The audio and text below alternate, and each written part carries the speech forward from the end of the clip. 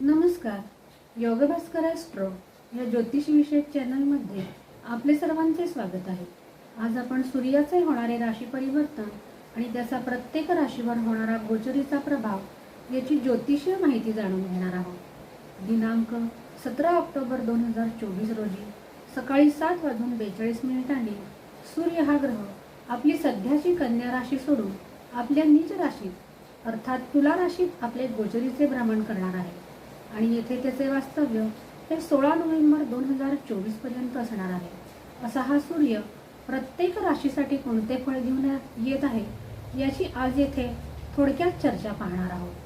सूर्य हा ग्रह आत्माकारक ग्रह आहे. तसेच तो आरोग्य, मानसन्मान, पदप्रतिष्ठा, अधिकार पदे देणारा ग्रह आहे. तसेच सूर्य जर कुंडलीमध्ये खराब असेल तर मात्र अनारोग्य, आरोग्याच्या समस्या, डोळ्यांच्या तक्रारी, मानसन्मानाची हानी अशा प्रकारच्या समस्यांना तोंड द्यावे लागते आणि म्हणूनच सूर्याचे हे गोचरीचे भ्रमण प्रत्येक राशीसाठी महत्त्वाचे असते. हे राशीफल आपल्या चंद्रराशीवर आधारित आहे.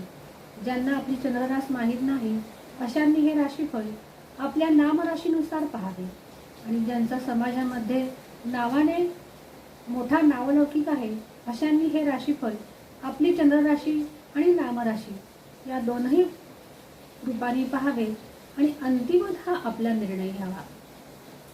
सर्वप्रथम मेष राशीच्या जातकांसाठी सूर्य हा ग्रह कोणते फळ घेऊन येत आहे हे पाहूया. सर्वप्रथम सांगू इच्छिते की सूर्य हा आपल्या नीच राशीत प्रवेश करत आहे. त्यामुळे हा सूर्य फारसा अनुकूल असणार नाही, परंतु त्यावर कोणत्याही अशुभ ग्रहाची दृष्टी नाही हा एक प्लस पॉईंट म्हणावा लागेल. परंतु कोणत्या शुभ ग्रहाचीही दृष्टी सूर्य या ग्रहावर नाही. त्यामुळे गोचरीचे हे फल त्यांच्या कुंडलीतील स्थितीप्रमाणे असणार आहे. मेष राशीच्या जातकांसाठी सूर्य हा ग्रह पंचमेश आहे आणि तो सप्तम भावातून आपले गोचरीचे भ्रमण करत आहे. सप्तम भाव हा मारक भाव आहे आणि म्हणूनच मेष राशीच्या जातकांसाठी सूर्याचे हे गोचरीचे भ्रमण अनुकूल असे म्हणता येणार नाही. या कालखंडामध्ये तुमचे विरोधक हे प्रबळ होताना दिसत आहे. तसेच गृहकलहाची सुद्धा शक्यता या काळामध्ये दिसून येत आहे. या काळात त्यांनी स्वतःच्या रागावर नियंत्रण ठेवणे हे गरजेचे आहे, कारण सप्तमातील हा नीच राशीचा सूर्य स्वतःच्या भावावर म्हणजे तुमच्या व्यक्तित्वावर दृष्टी टाकत आहे. कोर्ट कचेरीमध्ये अपयश येण्याचे संकेत हा सूर्य देत आहे आणि हानीची शक्यता सुद्धा हा सूर्य दर्शवत आहे. संततीशी मतभेद या कालखंडामध्ये होऊ शकतात. तसेच संतती जर लहान असेल तर संतती विषयक चिंता निर्माण होऊ शकते. या काळामध्ये त्यांनी आपल्या आहारावर नियंत्रण ठेवावे. पंचम भाव हा पचनाचा भाव असल्याकारणाने या काळामध्ये पचनसंस्था बिघडून पित्तविकार निर्माण होण्याची शक्यता दिसून येत आहे. त्यासाठी त्यांनी आपल्या आहारावर नियंत्रण ठेवणे हे गरजेचे आहे. आणि नवीन व्यापार सुरू करणार असाल तर त्यासाठी मात्र हा सूर्य अनुकूलता दर्शवत आहे. नोकरीत सुद्धा सतर्क राहावे, कारण हा कालखंड त्यासाठी सुद्धा चांगला म्हणता येणार नाही.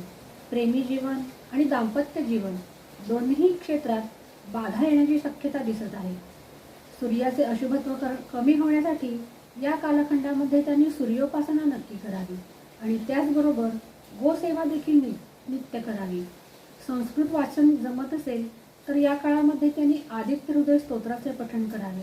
ज्यांना हे जमत नाही त्यांनी मराठीतील शिवस्तुती हे स्तोत्र वाचावे. तसेच सूर्योदयानंतर झोपू नये. त्यायोगे सूर्याचे अशुभत्व कमी होण्यास मदत मिळणार आहे.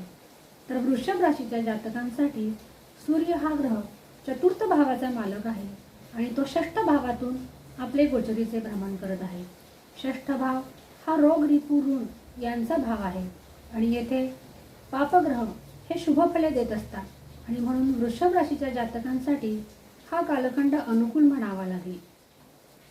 संघर्ष होताना दिसत आहे, परंतु त्या संघर्षाचे सुखद असे फळ सुद्धा त्यांना मिळताना दिसून येत आहे. थोडी मातृचिंता त्यांना सतावू शकणार आहे आणि घरापासून दूर जाण्याचे योग या कालखंडात दिसून येत आहे. स्वतःच्या स्वास्थ्याची वृषभ राशीच्या जातकांनी विशेष काळजी घेणे गरजेचे आहे, कारण षष्ठ भाव हा रोगाचा देखील भाव आहे. ज्यांना आधीपासून पित्तजन्य विकार आहेत त्यांनी या काळामध्ये स्वतःच्या स्वास्थ्याची काळजी घ्यावी. तसेच हृदयविकार असणाऱ्यांनी सुद्धा या कालखंडामध्ये स्वतःची काळजी घ्यावी. धनागमनाचे योग दिसून येत आहेत, परंतु धन खर्च देखील होणार आहे. त्यासाठी हा कालखंड धनसंचयासाठी उपयुक्त नाही. नवीन कामाची सुरुवात करणार असाल तर त्यांच्यासाठी हा कालखंड अनुकूल आहे. जुनी येणी या कालखंडामध्ये वसूल होताना दिसत आहे. म्हणजे जर जुनी गुंतवणूक केली असेल किंवा कोणाला पैसे उधार दिले असतील तर या काळात ते परत मिळू शकतात. वृषभ राशीच्या जातकांनी सूर्याचे अशुभत्व कमी करण्यासाठी सूर्योपासना नक्की करावी. आदित्य हृदय स्तोत्राचे पठण करावे, गोसेवा करावी. त्यायोगे सूर्याचे हे अशुभत्व कमी होण्यास त्यांना मदत मिळणार आहे. तर मिथुन राशीच्या जातकांसाठी सूर्य हा तृतीयेश आहे आणि तो पंचम भावातून आपले गोचरीचे भ्रमण करत आहे. तृतीय भाव हा पराक्रमाचा भाव आहे आणि पंचम भाव हा कालपुरुषाच्या कुंडलीत स्वराशीचा भाव आहे. त्यामुळे मिथुन राशीच्या जातकांसाठी सूर्याचे हे गोचरीचे भ्रमण लाभप्रद सिद्ध होताना दिसत आहे.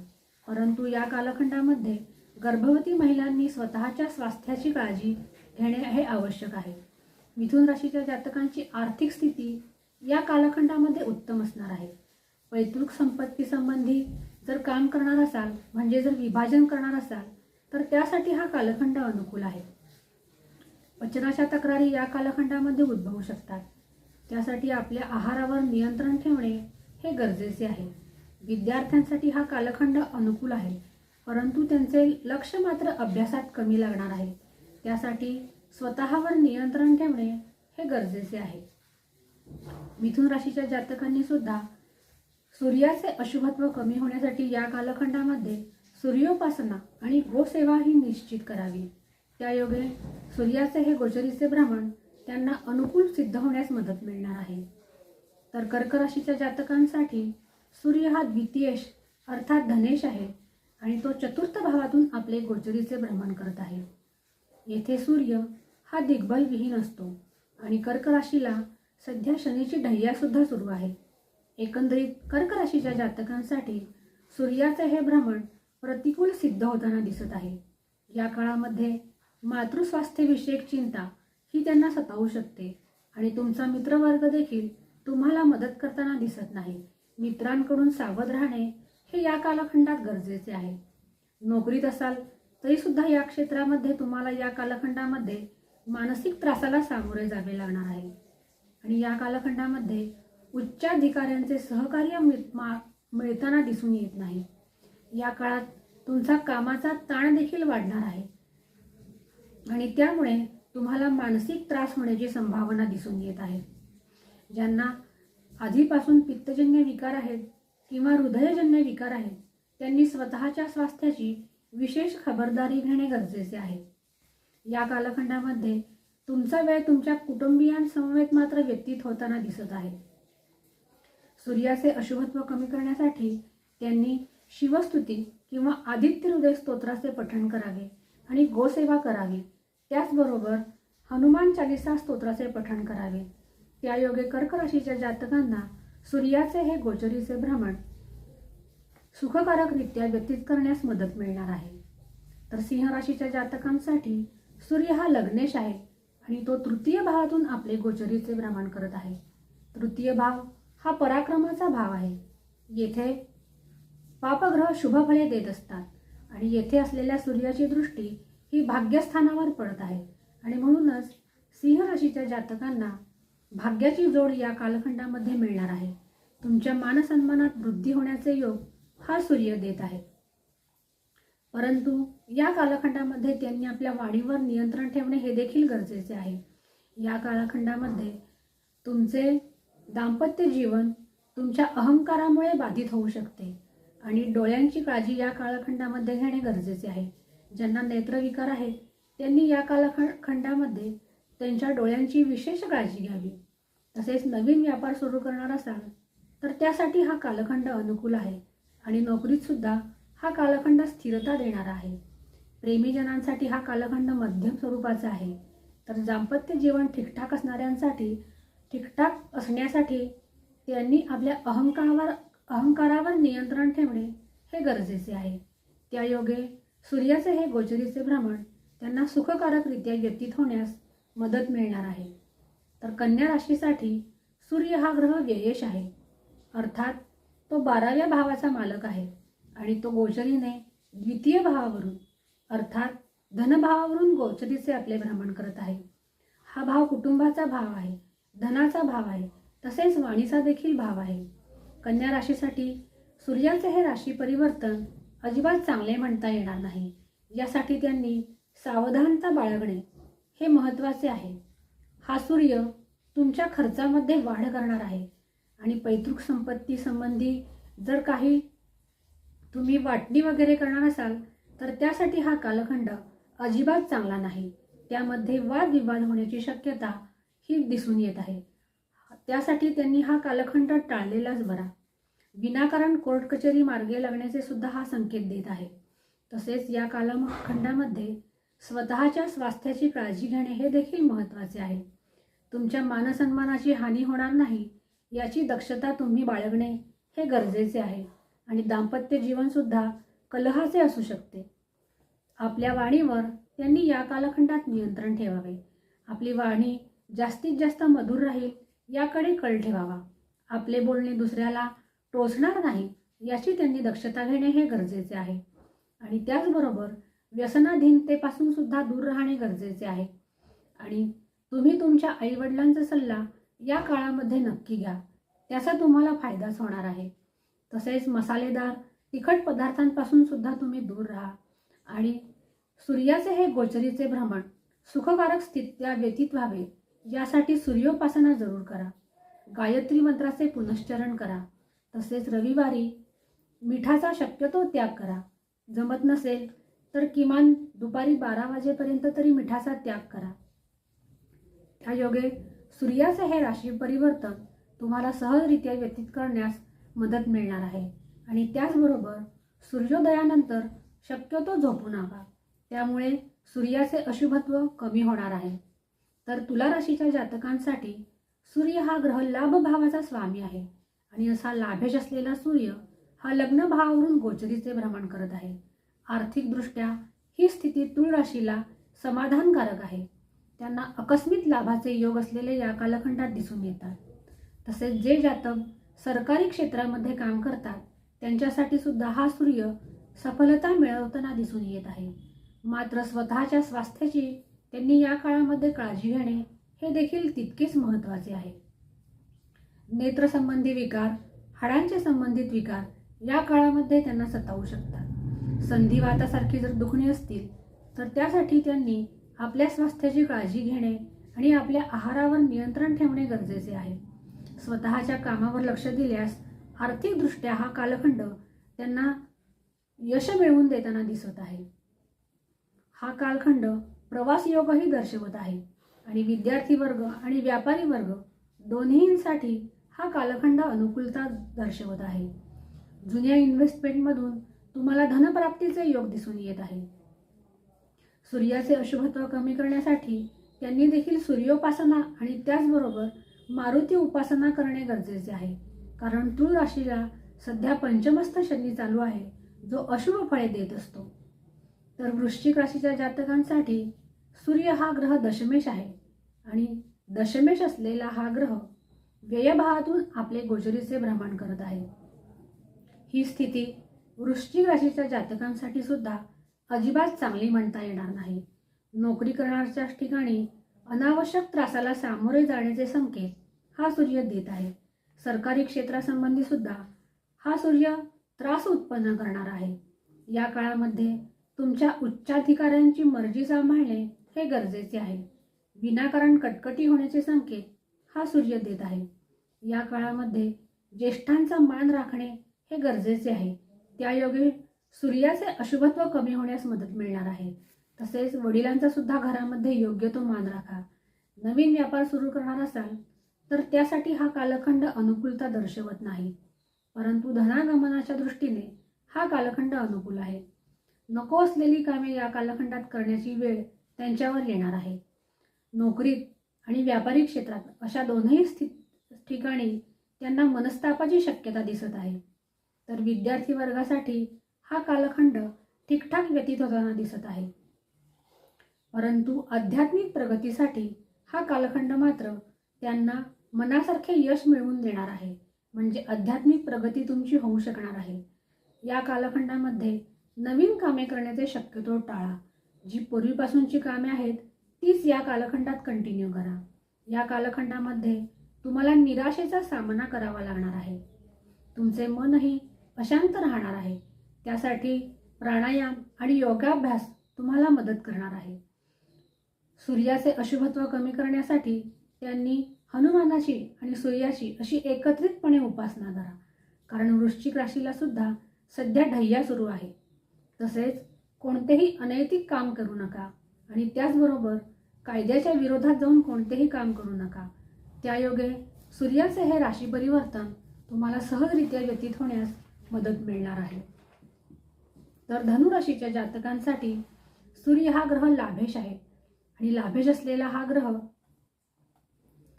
लाभातूनच आपले सूर्य हा ग्रह त्यांचा भाग्येश आहे आणि भाग्येश असलेला हा ग्रह लाभातून आपले गोचरीचे भ्रमण करत आहे.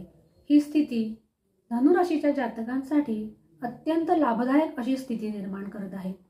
जे जातक राजकारणाशी संबंधित आहेत त्यांना त्यात सफलता मिळताना दिसून येत आहे. त्यांचे मनोरथ सिद्धीस जाताना हा कालखंड दिसत आहे. या काळामध्ये तुमच्यात नवीन उत्साह आणि जोम निर्माण होणार आहे. नोकरीत देखील तुम्हाला अनुकूलता प्राप्त होणार आहे आणि तुमच्या उच्चाधिकाऱ्यांचा सहयोग तुम्हाला प्राप्त होणार आहे. एकंदरीत हा कालखंड धनुराशीच्या जातकांसाठी प्रगती पथावर नेणारा आहे. नवीन नोकरी आणि व्यापार दोन्हीसाठी हा कालखंड उत्तम आहे आणि विशेषतः त्यांना भाग्याची जोड या कालखंडात मिळणार आहे. कोर्ट कचेरीच्या कामात सुद्धा तुम्हाला सफलता मिळताना दिसून येत आहे. विद्यार्थी वर्गासाठी हा कालखंड अनुकूल आहे. मात्र संततीशी मतभेद होऊ शकतात. पित्तजन्य विकार असणाऱ्यांनी या कालखंडामध्ये आपल्या आहारावर नियंत्रण ठेवणे हे गरजेचे आहे आणि त्याचबरोबर ज्या महिला गर्भवती आहेत त्यांनी आपल्या स्वास्थ्याची विशेष काळजी घेणे हे गरजेचे आहे. कारण लाभ भावातील हा सूर्य पंचम भावावर दृष्टी टाकतो आणि हा गर्भाचा भाव आहे. तर प्रेमीजनांसाठी हा कालखंड प्रतिकूल असलेला दिसून येत आहे. एकंदरीत विचार करता धनुराशीच्या जातकांसाठी कार्यक्षेत्रामध्ये चांगला तर स्वतःच्या स्वास्थ्याचे म्हणजे स्वतःसाठी थोडासा त्रासदायक आहे आणि म्हणून त्यांनी सूर्योपासना करणे हे गरजेचे आहे. तर मकर राशीच्या जातकांसाठी सूर्य हा ग्रह अष्टमेश आहे आणि तो दशम भावातून आपले गोचरीचे भ्रमण करत आहे. येथे सूर्य हा दिग्बली असतो परंतु तो अष्टमेश आहे आणि येथे तो नीच राशीत आहे. त्यामुळे मकर राशीच्या जातकांना सूर्याचे हे गोचरीचे भ्रमण फारसे प्रभावी म्हणता येणार नाही. तुमचे कार्यक्षेत्र त्यामुळे प्रभावित होण्याची शक्यता आहे. तुमच्या मान सन्मानाला सुद्धा या काळामध्ये ठेच लागण्याची शक्यता आहे. अष्टमेशाचे दशम स्थानातून भ्रमण ही स्थिती अनुकूल असलेली असताना दिसत नाही. हाती आलेले यश निघून जाण्याचे योग यामुळे निर्माण होतात. तसेच जेथे तुम्हाला आशा आहे अशा ठिकाणी तुम्हाला जबर चपराक बसू शकते आणि या कालखंडामध्ये वडिलांशी सुद्धा तुमचे मतभेद होऊ शकतात. तर विद्यार्थी वर्गासाठी हा कालखंड थोडाफार बरा आहे परंतु जे संशोधन क्षेत्रामध्ये कार्य करत आहेत त्यांच्यासाठी हा कालखंड मनासारखे यश मिळताना दिसून येत आहे. या कालखंडामध्ये सावधानता बाळगल्यास आणि धैर्याने काम केल्यास त्यांना ह्या दिग्बली सूर्याची फळे मिळू शकतील. तर ज्यांना हृदयविकाराचा त्रास आहे त्यांनी या कालखंडामध्ये स्वतःच्या स्वास्थ्याची काळजी घेणे गरजेचे आहे आणि मानसिक तणावावर नियंत्रण ठेवण्यासाठी योगाभ्यास करणे हे गरजेचे आहे. तर कुंभ राशीच्या जातकांसाठी सूर्य ग्रह हा सप्तमेश आहे आणि तो भाग्यभावातून आपले गोचरीचे भ्रमण करत आहे. ही स्थिती कुंभ राशीच्या जातकांसाठी चांगली स्थिती म्हणावी लागेल. विद्यार्थी वर्गाला सूर्याचे गोचरीचे भ्रमण ठीकठाकपणे व्यतीत होताना दिसत आहे. जीवनसाथीची जोड या काळात त्यांना मिळणार आहे परंतु या काळामध्ये आपल्या जोडीदाराचे स्वास्थ्य जपणे हे देखील महत्त्वाचे आहे. वडिलांच्या स्वास्थ्याची चिंतासुद्धा या काळात त्यांना सतावू शकते. नोकरीत मनासारखी सफलता मिळताना दिसून येत आहे. पार्टनरशिपमध्ये जर व्यापार करत असाल तर त्यासाठी हे गोचरीचे सूर्याचे भ्रमण अनुकूल आहे, परंतु त्यांनी त्याबरोबर आपले संबंध मधुर राहतील याची दक्षता घेणे हे देखील महत्त्वाचे आहे.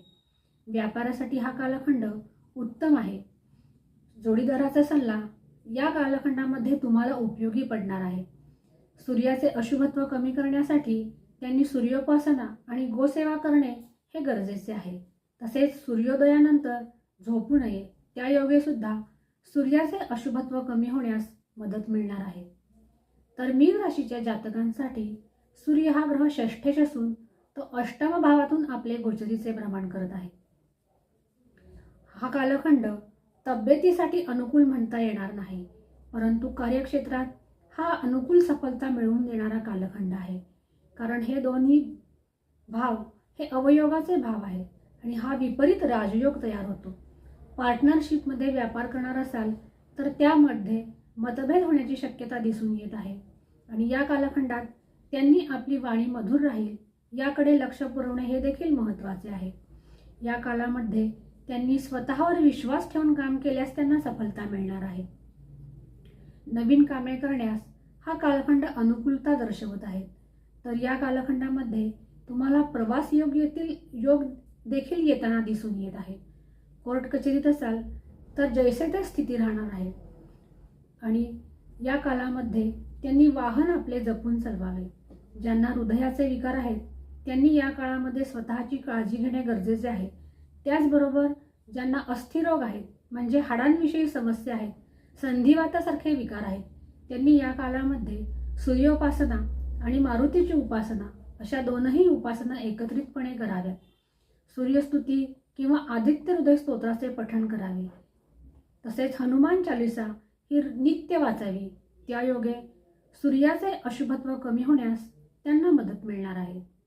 अशा रीतीने आज आपण सूर्याचे होणारे राशी परिवर्तन आणि त्याचा प्रत्येक राशीवर होणारा गोचरीचा प्रभाव याविषयीची माहिती जाणून घेतलेली आहे. अशाच प्रकारच्या नवनवीन ज्योतिषी आणि धार्मिक विषयांच्या खात्रीशीर माहितीसाठी चॅनलला लाईक आणि सबस्क्राईब नक्की करा. आज आपण येथेच थांबूया. पुन्हा भेटूया एका नवीन ज्योतिषीय विषयासह. तोपर्यंत नमस्कार.